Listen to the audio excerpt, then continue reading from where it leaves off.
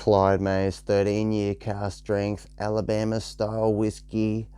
Alright, it is a whiskey with the E, as you can see there in reverse language. This is Whiskey with E. I'm Eric. Welcome back, everyone, to a very special episode. Now tonight it is a cold and miserable Sunday night. It is raining, it's wet, so we need a warm up. We're going to try something that we have been wanting to try for some time.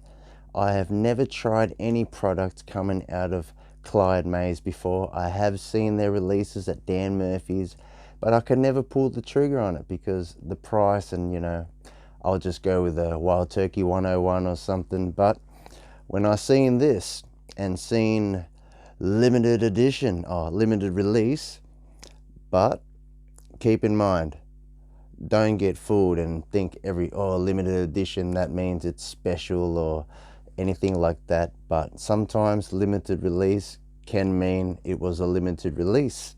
In this case, I believe there was only 2,500-ish bottles, so they released that much per batch. Every year is a new higher year age statement. So last year was the 12-year cask strength. They had probably the 11, the 10. So this year is the 13-year.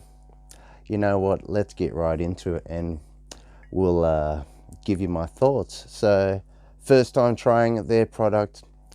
I haven't really read anything yet. We're going to open it first. We're going to pour it up and then I will get right into it. So uncorking special. Here we go. Now this in Australia retails for roughly $210. I'm sure you could probably find it online. Maybe some places are selling it for like $300. So let's just say we're here to see if the money is justified, if the juice inside the bottle is worth the hard-earned money that you pay for. So here we go. That's what I'm here for. That's why I say, I try not to promote gambling or anything like that. I'm just trying to say there is responsible gambling where you research and, if you're able to control yourself to just appreciate your wins and leave the venues and go out and reward yourself and go buy some things that you normally cannot afford, then that's a good thing, Extra money is always good in these days, economy or price and cost of living, the rises of bourbon prices. So hence why I thought to myself that I bought this a while ago. I have another bottle also, and I've been thinking to myself, I've been wanting to grab some more, but I've been thinking, is it even good? So you know what, I thought, wonder no more. You know what, let's just try it. Let's just get it open.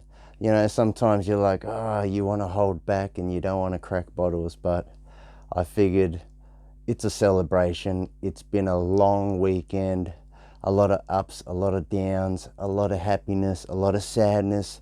It's been a roller coaster of emotions. So it's time to unwind. It's time to just pop a bottle open and share my thoughts. So here we go. Let's get it open. Here we go. Oh, pause for the cork pop. Oh, now that was a good cork pop. Woo. Alrighties. So we are going to pour some up and then we are going to have a little read. Alrighties, now let's get right into it. I don't want to bore you. So it says here, available since 1946, content 750 mils. Now I didn't mention that this is 120 proof, which is 60% alcohol. It says legal since 2001. Alright, sorry, it's in reverse language. Alright, here we go. That's the bottle. Alrighties. So let's have a little read. CLYDE Maize cask strength from the Conicu Ridge Distillery.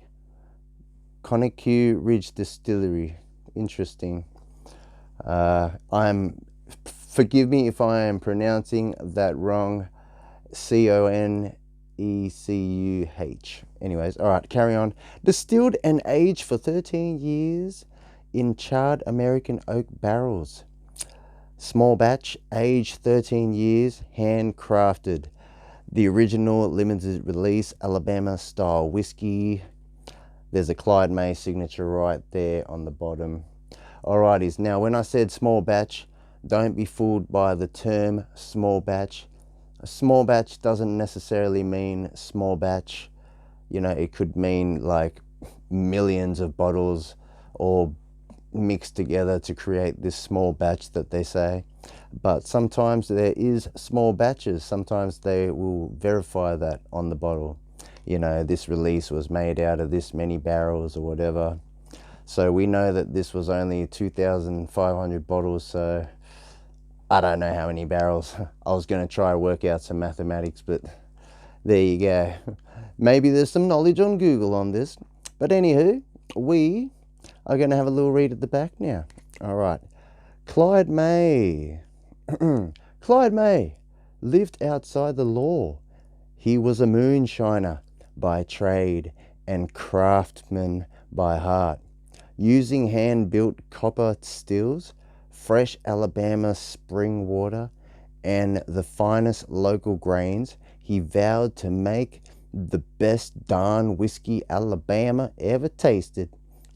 Why did my vocal just came out like that? The best damn whiskey Alabama has ever tasted. Sorry for that. Not racist.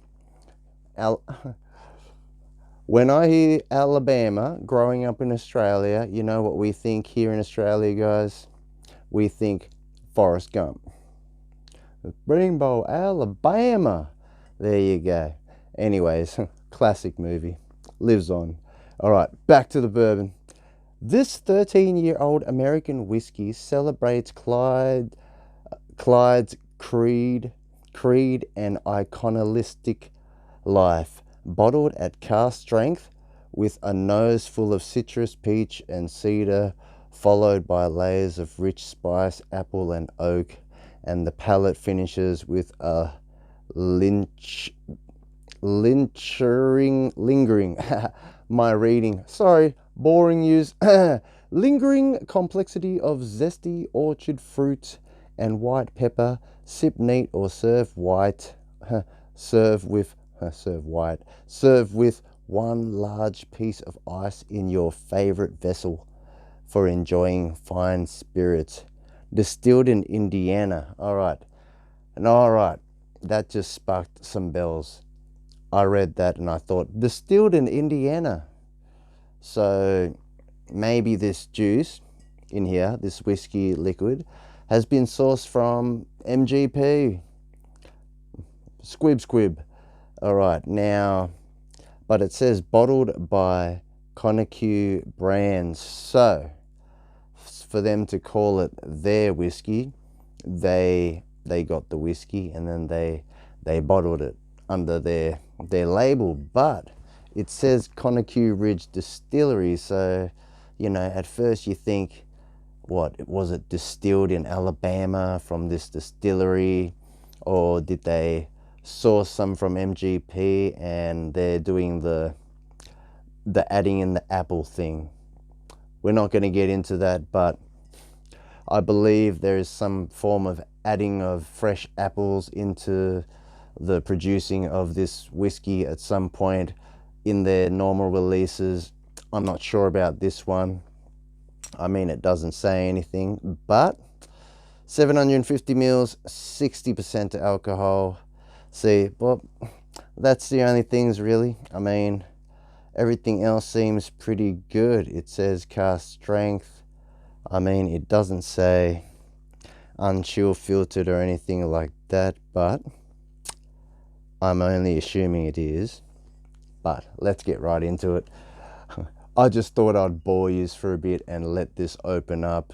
I mean, it is a fresh bottle crack, so never judge a bottle by a fresh bottle crack. Now, normally when you allow that oxygen to interact with the whiskey, it will mellow out. So the heat, that roughness, that bite in the alcohol will mellow out, and you'll start to pick up a lot more smells and notes and flavors. Now you may want to even proof this down and try it with some drops of water to see how it even changes. But for science sake and for originality, we are going to try it as it is, as intended for this point in time. But we will add in some water. Alrighties, I'm going to put this down. Alrighties, here we go. Here we go. Whoa, I am really excited. Now, this has been sitting on the shelf for some time. Now, I just realized, in life is short, guys. 1 minute we're here, next minute we might not be here. So, that being said, while you are able to get up and get some extra money and win, or are able to, buy some bottles to tuck away, I mean, yeah, it's good to be able to try some along the way, or maybe you might die thinking, I wonder how that bottle tasted, and you will never get to know.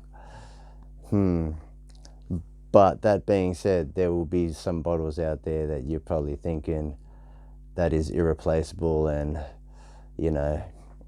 maybe the cost outweighs the you want to try it mind state. Maybe it could buy a house, who knows? But this ain't going to buy a house at this point. At the moment, at max, it's retailing for $300 on the internet. But who knows? In 20 years' time, this could have a big following. But, I am still very not certain if they distilled this themselves or if it's been sourced from MGP. But, with all that out of the way, let's just judge what is in the glass. Let's put the whole $200 price tag out of the mind state too, just for now. And let's see if this is just a delicious dram or not. All right, now, the color. The color is actually kind of light. I mean, for 13 years, you'd think it should be a little bit more darker. I mean, I think there is a bit of sediment in that, unless it's just a dirty glass, but I just cleaned it. Now, give it a little roll. Yep, definitely very golden honey. I mean, obviously not like a yellowy straw or anything like that. This is just a beautiful golden bright color, I guess. Not too dark. Now, how's the legs behaving? This is the kind of things I do normally behind the scenes. I don't normally want to bore you with this, but since we're letting it open up and killing some time, we may as well give it a good observation. Alrighties, I'm very excited. Alright guys, here we go. On the nose.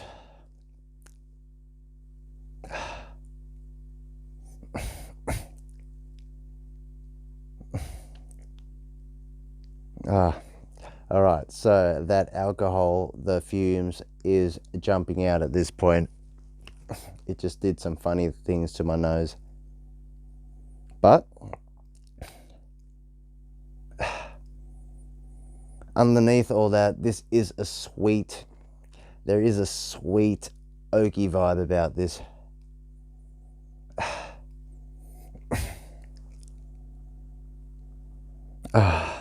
The vanilla, the caramel, your standard notes obviously.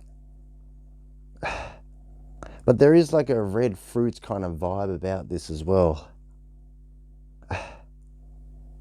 Alright, so normally I'm used to a Booker's type of high proof, dark kind of profile.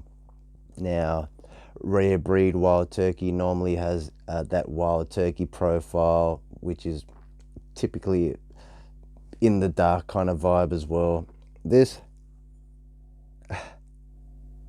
This is coming across more on the bright side, but there's that oaky vibe there, which gives it that dark vibe. This probably is making no sense to anyone, but I hope it does.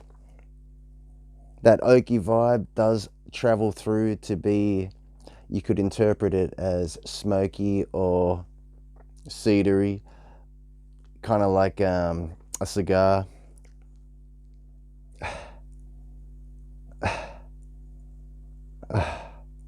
You know what? The nose is nice, but I don't know what I was expecting. Maybe I was expecting maybe it to be a lot more something dramatic, but you know, it is $200. I'm just saying, I wouldn't go spend $200 on a Johnny Walker Blue label. You know, that's where the price maybe doesn't justify what's in the bottle. You know, that's just image and branding, labeling. You know, you thinking that is a good bottle because it's on the top shelf and it's being sold the most expensive. No, we're here to go in depth and break all that logic, you know. So this is why I go through this. I gotta go through the mind state of deciding what is worth the money, you know. Sometimes we can get carried away, you know, when you win some extra money, you just buy all sorts of things, but sometimes it's good to make calculated buys, you know. But you know what? I am holding yous up. We are going on the 16 minutes and I haven't even had a sip yet. But let's get right into it, guys.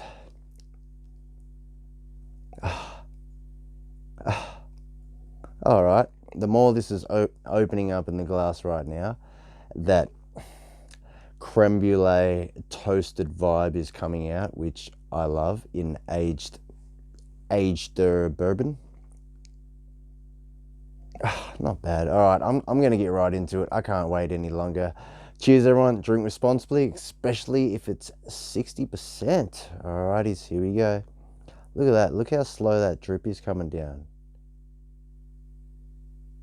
Can you see that? Very slow. I can already tell this is gonna be thick and viscous. Alrighties, let's get right into it and unblur this. Alrighties, here we go. Cheers, everyone.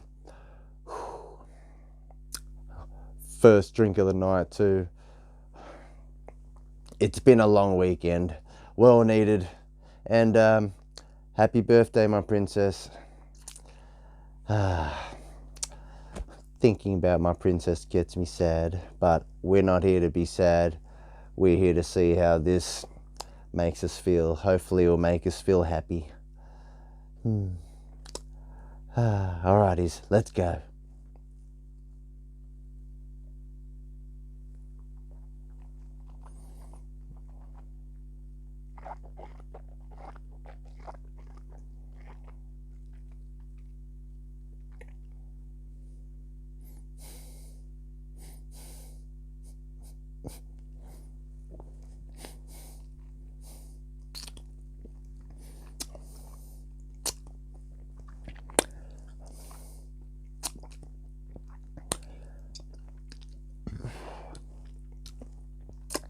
Damn!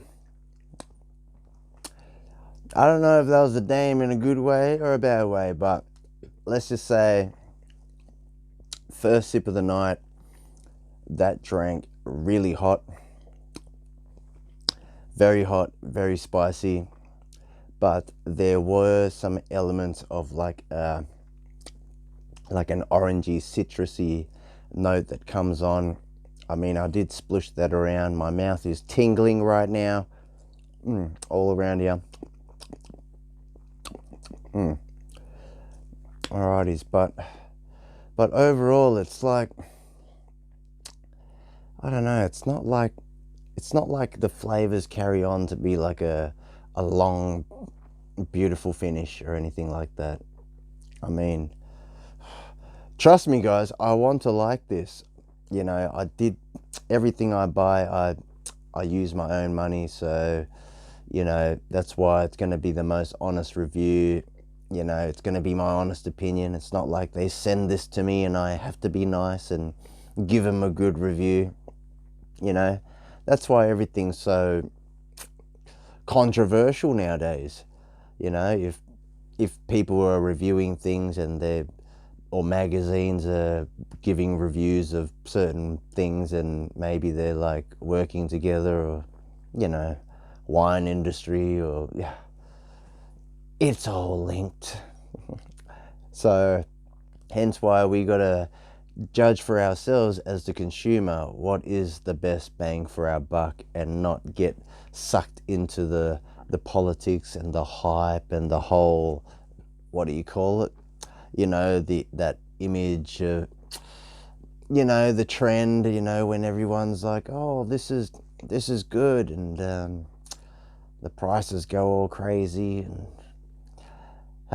you know, there's normally good, you know, values out there that are still affordable, I guess, until they get found and prices rise, or until someone gives it a good review, and then all of a sudden people want to go look for it, and, you know, retailers might sell it for more. And but luckily here in Australia, generally retailers just sell it for retail, even though retail is very expensive here in Australia. But now that I've given it a little bit more time to breathe, let's go back for another nose and go for our second tasting, shall we?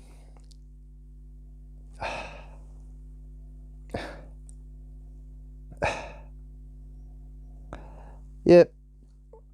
All right. I've recently just had some bookers. All right. So this at the moment is giving me a 2022 01E batch feeling. Like maybe it's because of that, you know, I'm not going to say fully nutty, but there is like a nutty vibe. But the thing that stands out the most in this is that cigar, that cedar, you know, when you're smelling like a fresh cigar. And then you could almost call it like an old it's a nice oak. It's a nice sweet oak that you tend to get in older bourbons. Why is my hand up?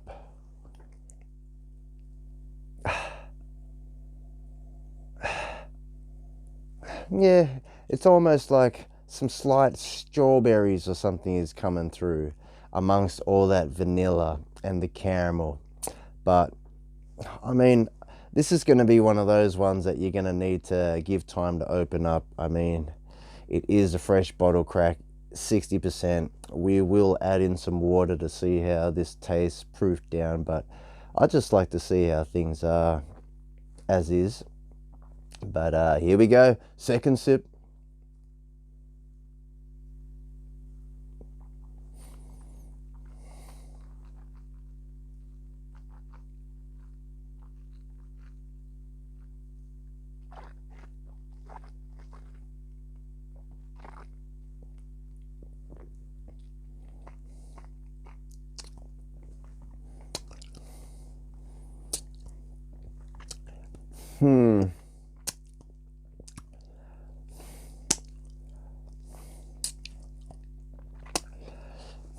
It's still very hot. Still very hot. Still tingling. My mouth is burning. All around here. I mean, I was holding it in for some time, splitting it. Proofing this down to maybe 55, 50%, you know, 101, 100 proof would definitely, oh damn, I just moved my back and whew, must have been leaning back for some time for the camera angle. But yeah. And you kind of get this impression that it's, you could almost say it's thin, or there's no, you know how sometimes you can drink something and there's like a velvety, you know, like a viscosity about it. I don't think there's much of a viscosity feeling in this, you know. It probably says it does. Keep in mind, this is my first one of the evening. Now, let's have a little read. Full of citrus. Yeah, that's what I got on the taste at some point, which does remind me of the... Well, I can't see it. Oh, here we go. Nope, that's not it. Here we go. It did remind me of the George Remus, but obviously this was a lot more citrusy, all right, and a lot more sweet, and obviously lower in proof, so it wasn't as hot, and your mouth wasn't as on fire. But you're just trying to imagine that, which could be like a 6-year product with extra 6 years or so, 7 years to create this. Trying to work out what the Alabama style whiskey thing is, or if they did it to this release, you know, with the whole adding in the apples thing. But am I impressed with it? I don't mind it. I don't mind it. It is interesting. I mean, could it be better? It probably could be better, but I'm not saying it's a focus. I'm not saying it's a bad whiskey. I'm just saying it just reminds me of a Booker's, and the Booker's is like cheaper than this. Yes, lower in age, but very similar taste. All right, this is a really questionable one. So while we're debating on this, I'm going to grab some water. I'm going to have another sip. We are going to add some water in there. So you know what? Third sip. Maybe we're acclimating by now. Cheers, everyone.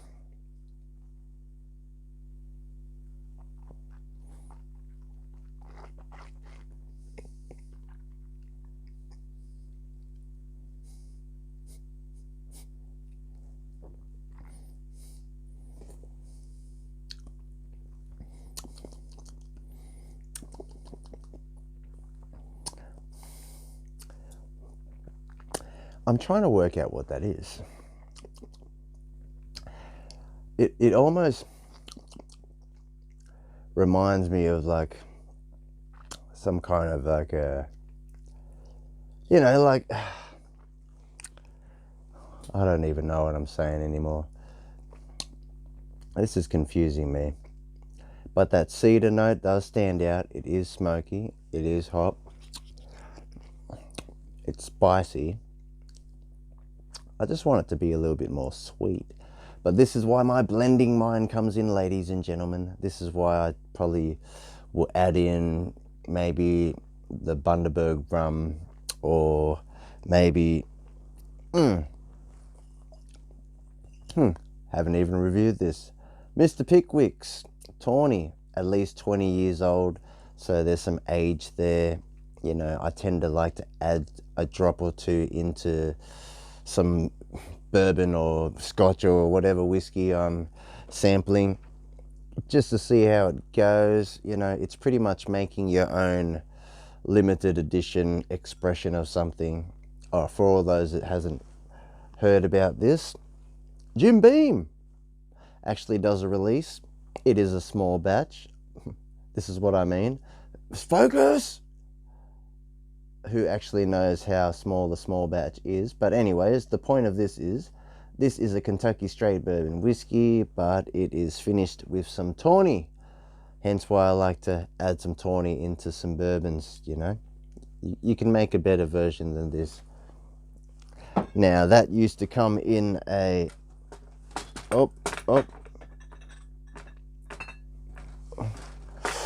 Knob Creek bottle, but said small batch and said Jim Beam. I opened this and thought, I'll go buy another one and replace it. It's iconic looking. Probably be a collectible piece for the Jim Beam collectors. See, you could be in a drinking mind to want to sample and try things, or you could be in a we should tuck this away because it will be a piece of history thing and maybe can benefit you in the future and benefit your kids, you know. So who knows, maybe you could have you could be investing on the right bottles, and if you're not around, maybe they can auction them off and go buy a house.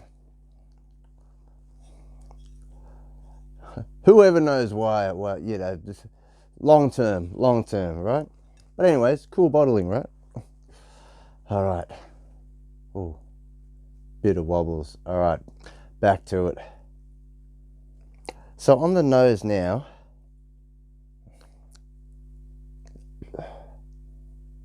nah, it is that creme brulee kind of vibe, all right? So it is toasty.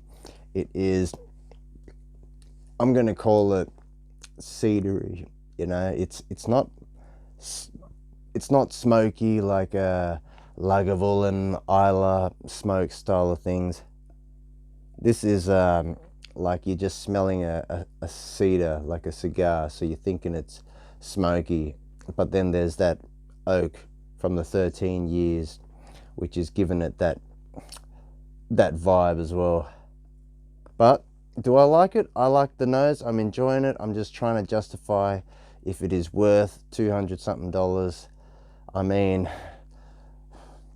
nowadays prices to get something that has an age statement that is cask strength is pretty hard to find here in Australia for a cheap price. I mean, Booker's 6 years cask strength, you may call it, barrel proof, that could retail for $100 to $130.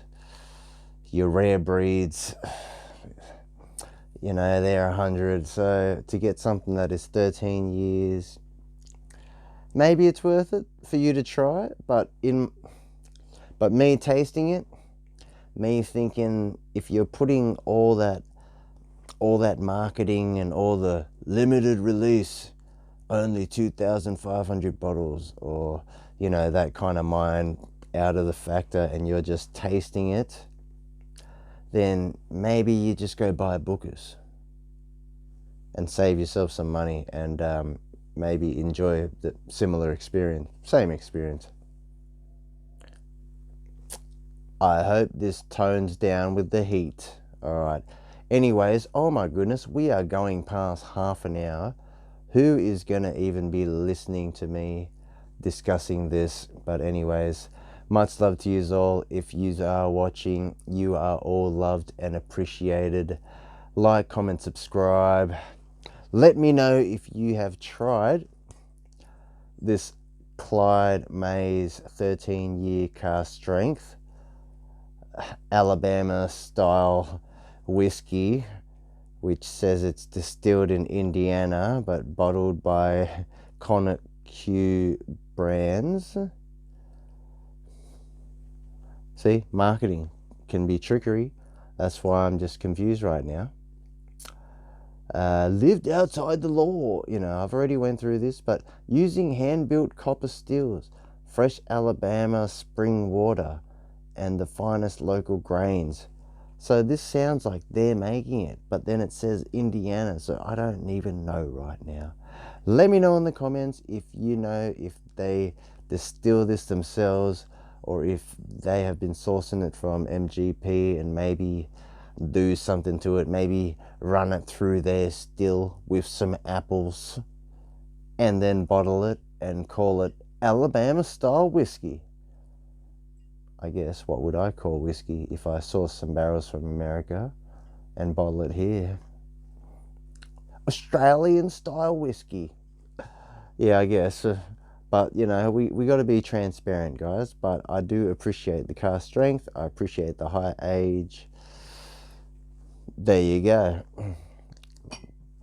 Price can be up for debate. I mean, at this price, it should have came in a box. I know. The one thing I'm trying to complain about is it didn't come in a box. Even the Booker's comes in a box. We don't get a wooden box here in Australia. We get a terrible paper one, but at least we get a box. So maybe make some boxes for your releases, guys. No, not that they'll ever see this video and listen to me anyways, but all right, we are going to add some water in.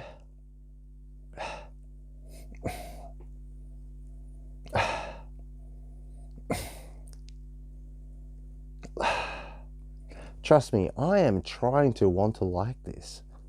I want to pick out things that I have not smelt before.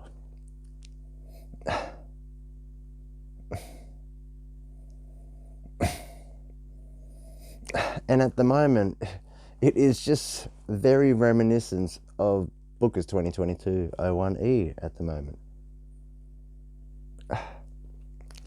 That, I think, drinks more smooth. Well, yeah, less proof, but anyways, we will add in some water into this after one more sip. Oh my goodness, 35 minutes. Who's going to listen to me ramble? If you are a champion. And you know what? You should pour yourself a dram and have a drink with me and celebrate to that. And celebrate this celebration of a weekend. All right, anyways, I needed to find an excuse to crack that bottle because it's hard to find excuses to open bottles sometimes. Now, I've been wanting to get into wines lately, and same kind of vibe. They say you should open your wines and enjoy it because they could go bad. But whiskey is a different story. Anyways, getting distracted. Let's go in for another taste. Add in some water. Let's go.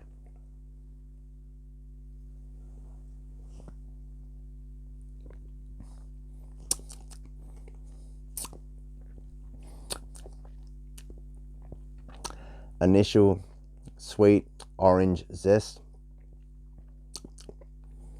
vanilla, caramel. Then it goes into this barrel oak spice. I mean, the more you have, the more you sip out of your glass, the more you can acclimate to it, and that heat becomes more tolerable. Let's add in some water. Alrighties. Natural spring water, that's what we're going with. That's what we got. Now, keep in mind, different waters will affect how your whiskey tastes.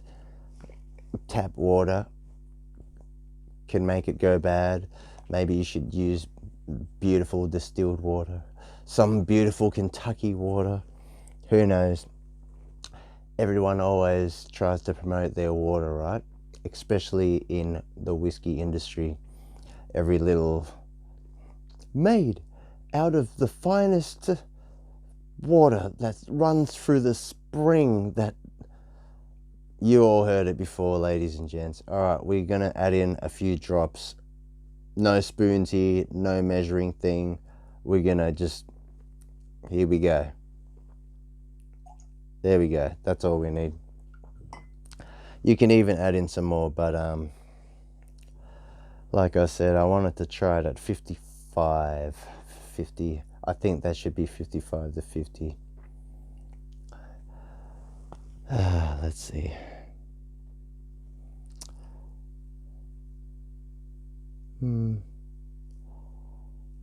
It must be Chillfield today. I don't know.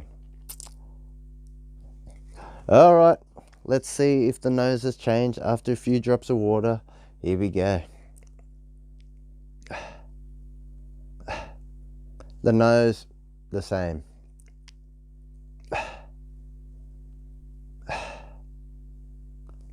If anything, yeah, it's just less ethanol fumes and you're getting more of that note that eventually comes out, which is the toasted creme brulee kind of vanilla, the caramel.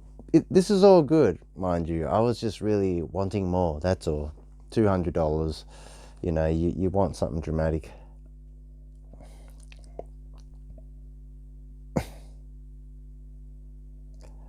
Maybe I'm judging it too harsh. Maybe I need to crack the Wild Turkey 12 year and see how that knows. I hear so much good things about that, so maybe I'm being too judgmental. Maybe I'm not.